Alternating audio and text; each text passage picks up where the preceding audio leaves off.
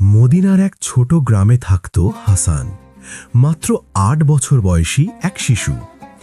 তার পরিবার অত্যন্ত গরিব। রমজানের ইফতারের খাবারের জন্যেও প্রতিদিন সংগ্রাম করতে হতো। কিন্তু হাসানের হৃদয় খুবই সৎ ও দয়ালু। একদিন ইফতারের সময় হাসান দেখল তার প্রতিবেশীর এক ছোট শিশু কষ্টে অনাহারে বসে আছে। হাসানের নিজের সামান্য খেজুর ও পানি থাকলেও সে চুপচাপ সেই শিশুর পাশে গেল। সে বলল, হে আল্লাহ, দয়া করে তাকে রোজা রাখতে সাহায্য করো। হাসানের এই ছোট্ট সহানুভূতি আল্লাহর কাছে অত্যন্ত প্রিয় ছিল।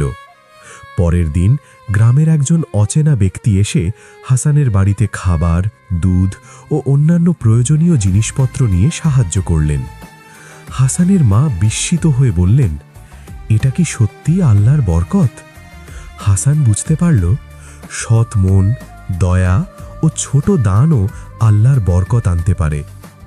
তারপর থেকে হাসান প্রতিদিন নিজের সামর্থ্য অনুযায়ী গ্রামের অন্যান্য শিশুদের সাহায্য করতে লাগল। সে ছোট ছোট দান করত, খাবার, বই, খেলনা সব কিছুর মাধ্যমে অন্য শিশুদের মুখে হাসি ফুটাত।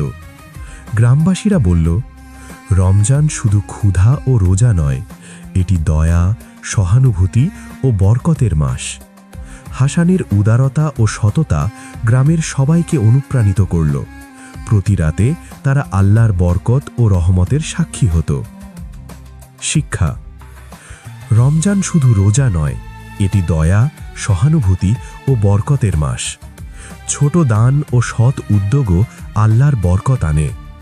একজন শিশুর সৎ মনও বড় পরিবর্তন আনতে পারে।